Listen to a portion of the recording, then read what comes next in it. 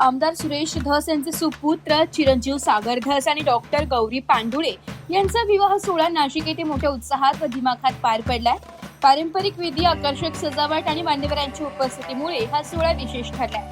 या भव्य विवाह सोहळ्यास राज्याचे मुख्यमंत्री देवेंद्र फडणवीस, जलसंपदा मंत्री राधाकृष्ण विखे पाटील, माजी केंद्रीय मंत्री रावसाहेब दानवे, भाजपा महाराष्ट्र प्रदेशाध्यक्ष तथा आमदार रवींद्र चव्हाण तसेच मराठा आंदोलनाचे नेते मनोज जरांगे पाटील यांच्यासह विविध राजकीय, सामाजिक आणि सार्वजनिक क्षेत्रातील मान्यवर मोठ्या संख्येने उपस्थित होते.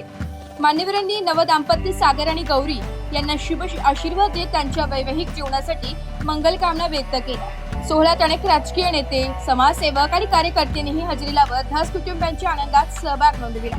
नवदाम्पत्यांच्या आयुष्यात प्रेम, विश्वास आणि आनंदाची अखंड साथ लाभो तसेच त्यांच्या सहजीवनाचा प्रत्येक क्षण सुखसमृद्धीने जवजडो अशा शुभेच्छा उपस्थित पाहुण्यांनी व्यक्त केल्या.